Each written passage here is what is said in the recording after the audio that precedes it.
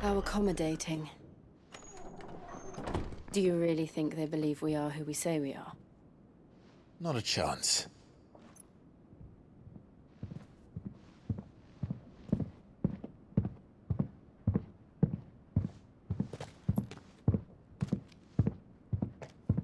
Right, I guess. My uncle believes we're imposters here to rob him, and means to string us up himself.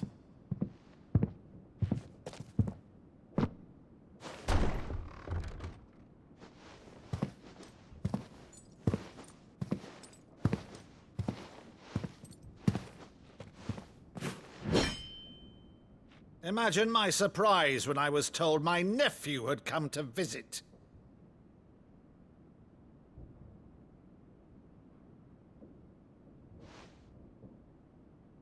Clive Rosefield died long ago. And for uttering his name here, you shall pay with your tongue!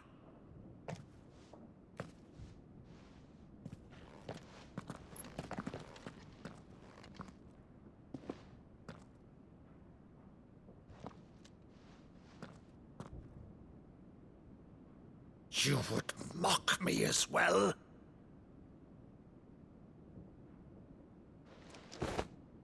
It is I, Sir Crandall of Camelot, loyal servant to Her Serene Holiness, Saint Sybil the Unshod.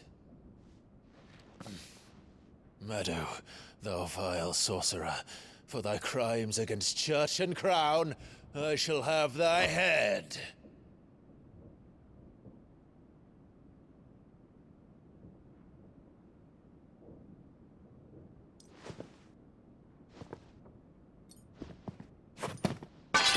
Curse thee, infectious flax wench. Even in death, must thou plague me still? Very well. I shall open the gates of hell, that thou might see thy charge once more.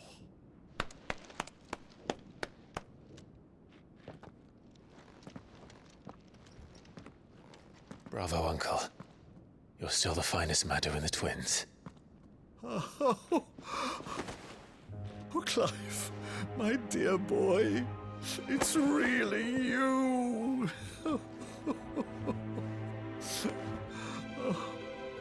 You always were fond of that scene from The Saint in the Sanctuary. Never did let me play Sir Crandall.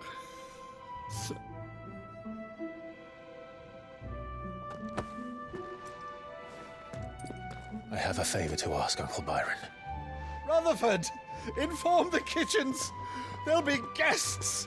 We dine immediately. But, Uncle...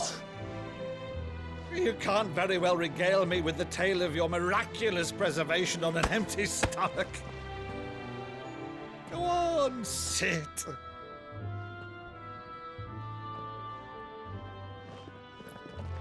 See that you use the good plates, Rutherford.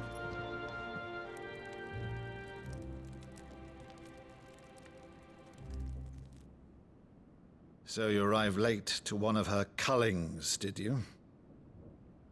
Since becoming Vicereine, Annabella has been a constant thorn in Rosaria's side, but these atrocities are a new low.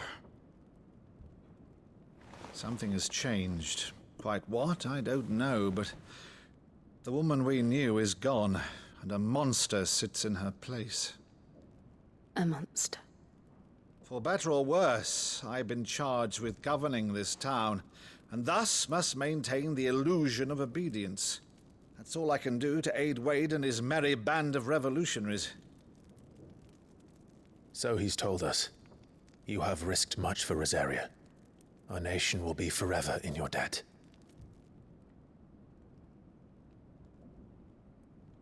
It has been 20 years, Clive. The nation your father and your forefathers fought to defend is no more. Perhaps it would be otherwise had I the courage of my brother.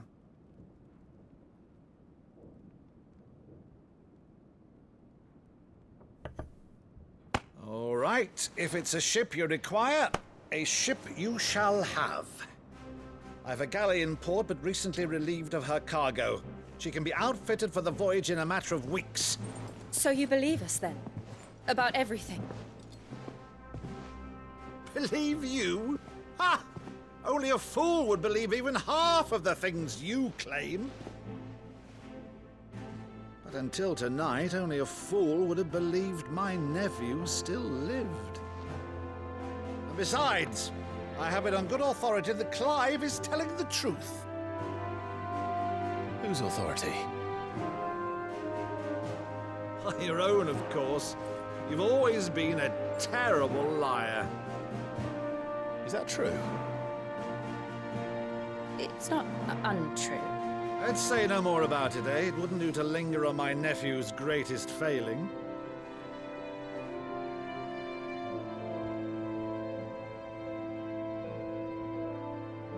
The one thing I cannot believe, though, is all this about you being Sid.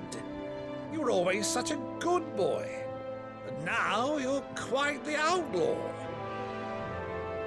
Which, if I'm not mistaken, would make me an outlaw's uncle.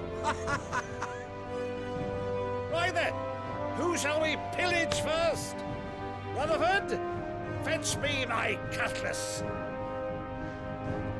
This will be fun.